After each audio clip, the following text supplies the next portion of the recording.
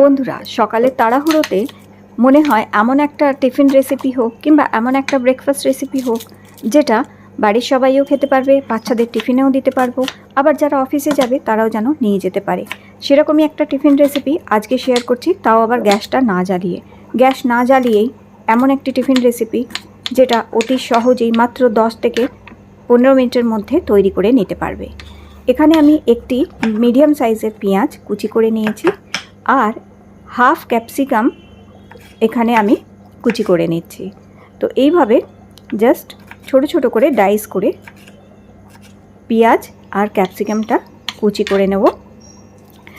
আর এখানে তোমরা চাইলে রেড বেল পেপার অথবা ইয়েলো বেল পেপারও ইউজ করতে পারো, মানে রেড ক্যাপসিকাম কিংবা ইয়েলো ক্যাপসিকামটাও। এরপরে আমি নিয়ে নিচ্ছি, দেখো, দিশানোর এটা ফিউসলি পাস্তা। দিশানোর পাস্তাটা দুরুম উইথ সেমোলিনা পাস্তা হচ্ছে। এর মধ্যে কোনো কোলেস্ট্রল, কোনো ফ্যাট নেই, কোনো অ্যাডেড কালার, কোনো অ্যাডেড প্রিজারভেটিভ নেই। এছাড়াও যেটা হচ্ছে এটা প্রোটিনে ভরপুর। তো এইখানে আমি 1 কাপ মতন দিশানোর ফিউসলি পাস্তাটা নিয়ে নিলাম। 1 কাপ যথেষ্ট হচ্ছে দুজনার জন্য। তো আজকে এই পাস্তাটা রান্না করার জন্য আমি গ্যাসটা না জ্বালিয়েই Agaro regency multicook kettle with steamer, 1.2 litre inner pot, double layer body, variable temperature setting, wide mouth, boiling, steaming, tea, coffee, egg, vegetable boiling সবই এর মধ্যে করা যায়। 600 ওয়াটের হচ্ছে এটা। একটা গ্লাস লিড পাচ্ছ, সঙ্গে একটা বোল পাচ্ছ, প্লাস্টিক বোল, প্লাস একটা স্টিমার পাচ্ছ এখানে তোমরা, আর এর সাথে একটা এগ বয়লিং ট্রে পাচ্ছ। এর মধ্যে 6টা ডিম একসাথে বয়েল করে নিতেও পারবে। এর মধ্যে বোলটার মধ্যে, বাটিটার মধ্যে কোনো কিছু স্টিম করতে পারবে তোমরা, যে প্লাস্টিক বোলটা ছিল তার মধ্যে। এছাড়া একটা স্টিল র্যাক পাচ্ছ তোমরা। এটাকে বিভিন্ন রকমভাবে কিন্তু ইউজ করা যায়। স্টেনলেস স্টিল বডি হচ্ছে, ভেতরে খাবার আটকাবে না, খুব সুন্দরভাবে রান্না হয়। আর এটা 360 ডিগ্রি সুইভেল বেস হচ্ছে, আর এটা এর প্লাগ হচ্ছে। 360 ডিগ্রি এই কেটেলটা ঘোরাতে পারবে। এর বডিটা কুল টাচ হচ্ছে, হ্যান্ডেল কুল টাচ হচ্ছে। খাবার ভেতরে রান্না হয় কিন্তু বডি একদম ঠান্ডা থাকে, হ্যান্ডেলটাও ঠান্ডা থাকে, যেটা টাচ করা যেতে পারে। এটা অন করার পর এইরকম একটা ব্লু লাইট ব্লিঙ্ক করবে। আর নবটা যেটা দেখছো, এটা টেম্পারেচার কম বেশি করতে পারবে। তো সবার প্রথমে অন করে নেওয়ার পরে আমি এর মধ্যে 1 ছোট চামচ বাটার দিয়ে দিলাম।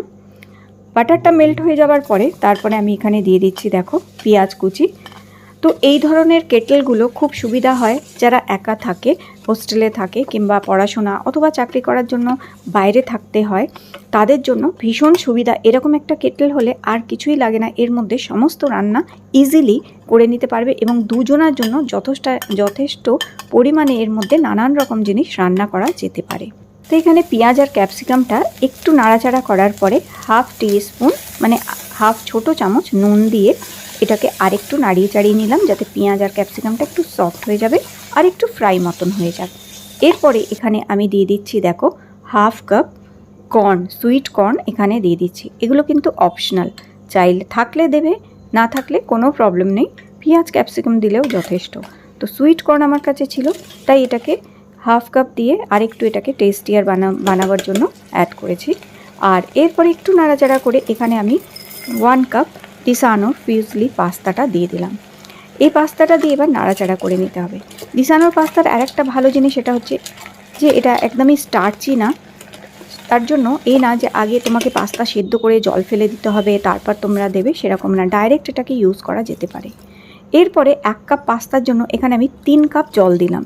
যেই কাপের মাপে পাস্তা মাপবে সেই কাপের মাপেই 3 কাপ জল এর মধ্যে দিয়ে দেবে। জল দেওয়ার পর একটু নাড়াচাড়া করে এবার এটাকে আমি ঢাকা দিয়ে এখানে মাত্র 3 মিনিট রেখে দেবো। তো 3 মিনিটের জন্য ঢাকা দিয়ে দিয়েছি, দেখো এটা ঢাকা হচ্ছে, আর এটা হাই বয়লিং টেম্পারেচারে দিয়ে রেখেছি আমি। তো এরপরে ঠিক 3 মিনিট পর আমি এটাকে ঢাকনিটা তুলে নিলাম, নিয়ে আবার একটুখানি নাড়িয়ে চাড়িয়ে নিলাম এটাকে, নিয়ে আবার ঢাকা দিয়ে আরও 3 মিনিটের জন্য এটাকে কুক করব। তো আরও 3 মিনিট এটাকে কুক করলাম। 3 মিনিট কুক করার পরে আরও এখানে মোটামুটি 7 মিনিট আমি এটাকে কুক করলাম। 7 মিনিটের মধ্যে খুব সুন্দর পাস্তাগুলো সেদ্ধ হয়ে গেছে, আর একটু জল এখানে আছে। এবার আমি 2টো চিজ কিউব এর মধ্যে গ্রেট করে দিয়ে দিচ্ছি। চিজ কিউবটা টোটালি অপশনাল, চাইলে দিতে পারো, চাইলে যদি না খেতে চাও বাদ দিতে পারো। এর বদলে এর মধ্যে ফ্রেশ ক্রিম অ্যাড করতে পারো, অথবা দুধের সর অ্যাড করতে পারো, এরকম ধরনের জিনিসও অ্যাড করতে পারবে। এরপরে চিজ কিউবটা দেওয়ার পরে গ্রেট করে একটু নাড়াচাড়া করে ঢাকা দিয়ে আমি আরও 1 মিনিট মতন এটাকে বয়েল করেছি। এবারে এটাকে একটুখানি জল জল রাখবে, কারণ পাস্তা জল টেনে নেয় এবং পরবর্তী সময় পাস্তা খুব ঠিক হয়ে যায়, তাই একটু জল জল অবস্থায় রেখে ঢাকা দিয়ে আমি অফ করে দিয়েছিলাম কেটেলটা। কেটেল অফ করে দেওয়ার পর 1 মিনিট রেখে তারপরে এর মধ্যে আমি এখানে এখন অ্যাড করছি 1 টিস্পুন ব্ল্যাক পেপার মানে কালো মরিচ, আর 1 টিস্পুন এখানে পাস্তা সিজনিং না থাকলে সেই ক্ষেত্রে তোমরা এখানে ধনেপাতা কুচি অ্যাড করে দিতে পারো, খেতে ভালো লাগবে কিন্তু। এরপরে মশলাগুলো দিয়ে ভালো করে মিক্স করে নিয়ে গরম গরম এটাকে সার্ভ করতে পারো।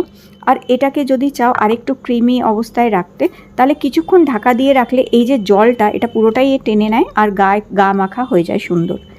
তো এইভাবে টিফিনে দিতে পারো, কারণ টিফিনে একটু এইভাবে দিলে কি হবে, পরবর্তী সময় এটা পুরো স্টিকি মানে জলটা টেনে যাবে আর খুবই ক্রিমি একটা সুন্দর টেক্সচার এসে যায়। তা বাচ্চারা কিংবা বড়রা যখন টিফিন খুলে খাবে তখনই একদম প্রপার যেটা হচ্ছে কনসিস্টেন্সিটা পেয়ে যাবে।